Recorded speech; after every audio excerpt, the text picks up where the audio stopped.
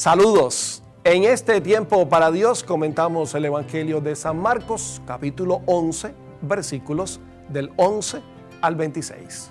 Jesús llegó a Jerusalén y fue al templo, y después de observarlo todo, como ya era tarde, salió con los 12 hacia Betania. Al día siguiente, cuando salieron de Betania, Jesús sintió hambre. Al divisar de lejos una higuera cubierta de hojas, se acercó para ver si encontraba algún fruto, pero no había más que hojas, porque no era la época de los higos. Dirigiéndose a la higuera le dijo, que nadie más coma de tus frutos. Y sus discípulos lo oyeron. Cuando llegaron a Jerusalén, Jesús entró en el templo y comenzó a echar a los que vendían y compraban en él. Derribó las mesas de los cambistas y los puestos de los vendedores de palomas y prohibió que transportaran cargas por el templo.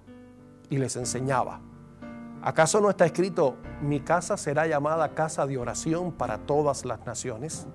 Pero ustedes la han convertido en una cueva de ladrones. Cuando se enteraron los sumos sacerdotes y los escribas, buscaban la forma de matarlo, porque le tenían miedo, ya que todo el pueblo estaba maravillado de su enseñanza. Al caer la tarde, Jesús y sus discípulos salieron de la ciudad. A la mañana siguiente, al pasar otra vez, vieron que la higuera se había secado de raíz. Pedro, acordándose, dijo a Jesús, Maestro, la higuera que has maldecido se ha secado.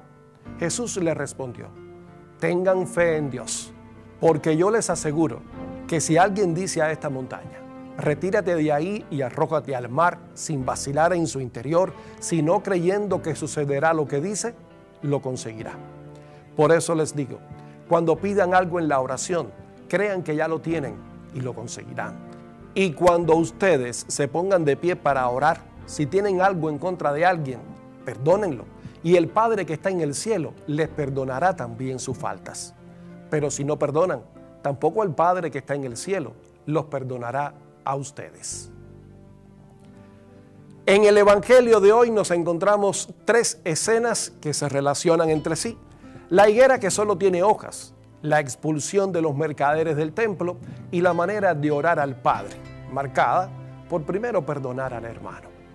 La higuera que representa al pueblo de Israel está cubierta solo de hojas, solo de apariencia. Es la imagen de una religión basada solamente en el cumplimiento de normas, de leyes, de ritualismos, en parecer ser, pero no es. ¿Y por qué no lo es? Porque en su interior lo que hay es vacío. Entonces el templo, el lugar del culto por excelencia, ha perdido su sentido. Y en vez de ser un lugar de encuentro, es un lugar de negocio bullicioso y el escenario donde la gente sencilla es utilizada. Un lugar donde se habían creado barreras y divisiones entre los diferentes patios del templo, para incluso dejar fuera a los gentiles y a las mujeres en algunas áreas. Esta es la razón por la cual Jesús echa afuera a los vendedores, a los mercadores que estaban en el templo, para mostrar luego un nuevo camino. El camino auténtico del encuentro con Dios. Un Dios al que respondemos desde la fe. Un Dios para el que no hay imposibles. Un Dios que nos espera siempre. Un Dios que nos perdona siempre. Siempre que también nosotros nos dispongamos a perdonar a aquellos que nos han herido, incluso profundamente. Y es que únicamente desde esa actitud, desde esa relación con Dios, es que nuestra vida, nuestra casa, nuestra familia, nuestro estar en el templo, nuestro estar con Jesús, se traduce en gestos de verdadera oración. Y eso es lo que nos lleva a ser, a diferencia de la higuera del Evangelio, dadores de frutos y frutos que permanecen, porque son frutos que alimentan, dan vida, generan oportunidades, hacen crecer al resto de los hermanos. Señor Jesús, que no seamos como la higuera que no da frutos, y tampoco como aquellos que iban al templo a aprovecharse de otros para sacar ganancias materiales, olvidándose de Dios. Danos una fe capaz de mover montañas, una fe que brote desde nuestra experiencia de amor, y desde esa experiencia, desde haber vivido el amor, podamos entonces ser capaces de perdonar como tú nos perdonas.